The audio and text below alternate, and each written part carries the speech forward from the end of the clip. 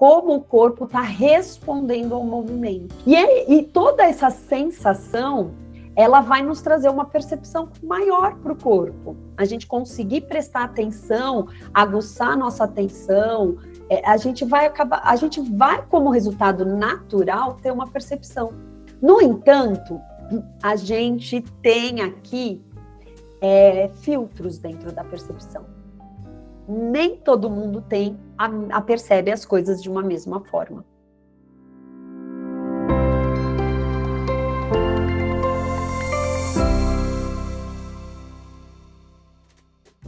Nem todo mundo percebe as coisas de uma mesma forma.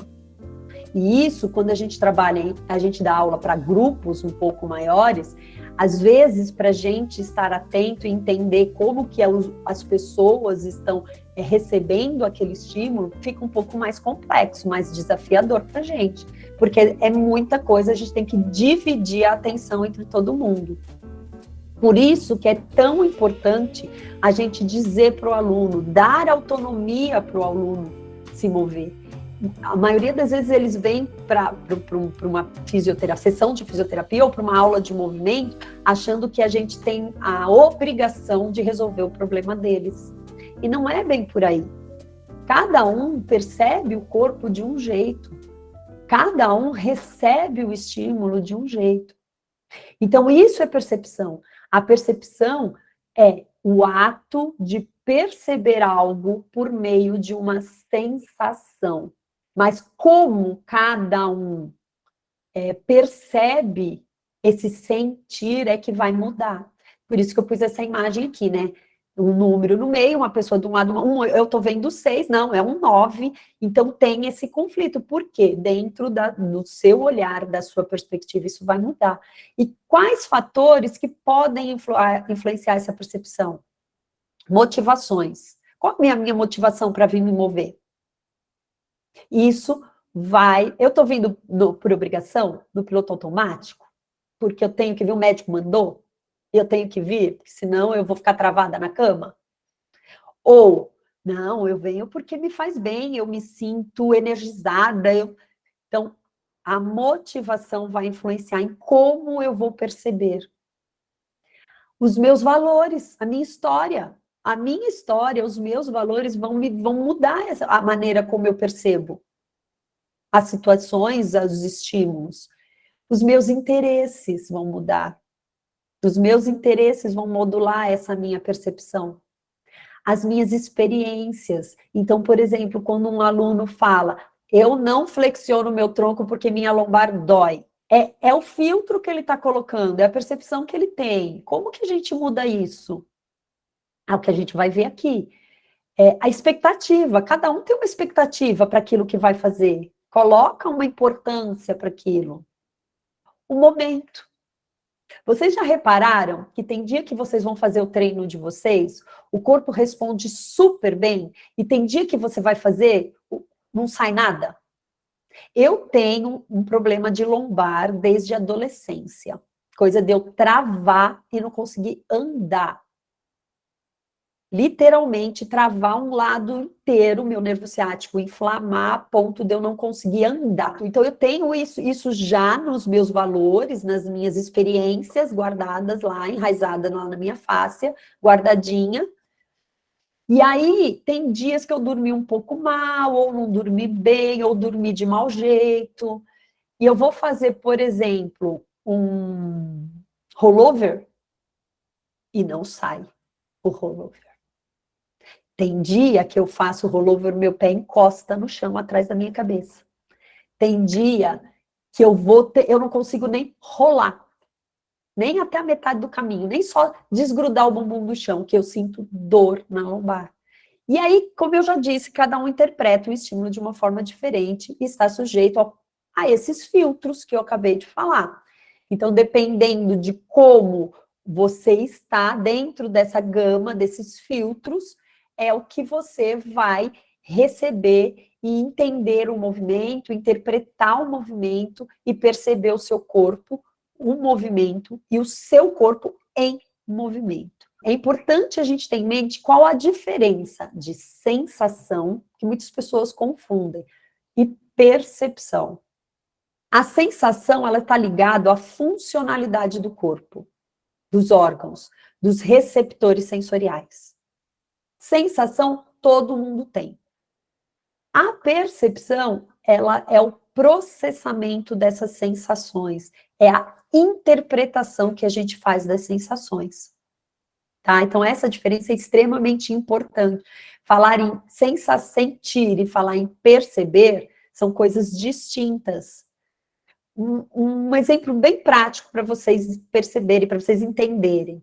Imagina que você está numa sala e na porta da sala passa alguém e essa pessoa está com um perfume e esse perfume invade a sala. Todo mundo sentiu o perfume, certo? Todo mundo sentiu aquele cheiro que entrou na sala. Entrou um perfume diferente na sala. Sentir, todos sentiram. Como você vai interpretar o que você sentiu é só seu. Então, por exemplo, esse perfume me lembra uma pessoa que foi importante, uma amiga que eu não vejo há muito tempo, ela usava esse perfume. E aí você vai correndo lá na porta, será que é ela? Né? Será que isso é muita coincidência que é ela que está aí fora? Então, vai te remeter a experiências anteriores. E aí você vai interpretar de um jeito. Uma outra pessoa pode sentir aquele cheiro e falar assim, nossa senhora, que perfume doce. Não, odeio esse perfume. Outras vão falar assim, ai gente, é só um perfume.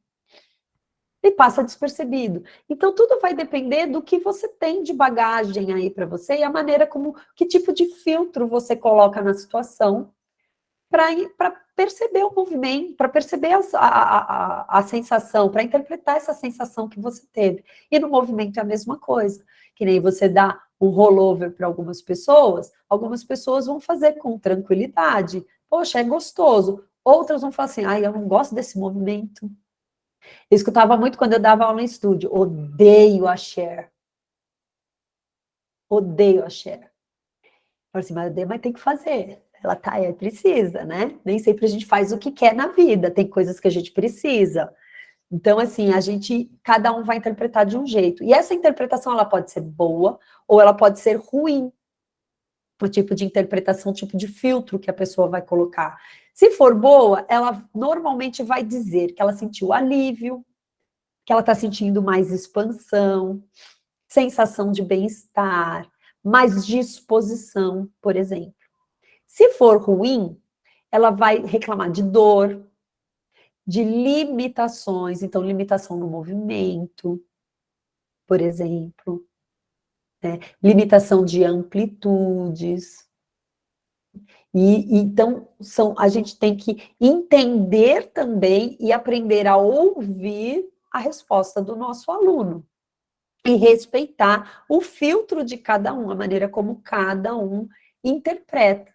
E aí, pensando em tudo isso, em como eu já aplicava muitas coisas na minha aula, como eu falei no início, e eu percebi que muitas vezes eram de forma até intuitiva, nasceu o Sentir para Perceber. E o Sentir para Perceber, ele veio para auxiliar a amplificar as sensações, para que o aluno consiga perceber como essas sensações afloram no seu corpo, interpretar essas sensações.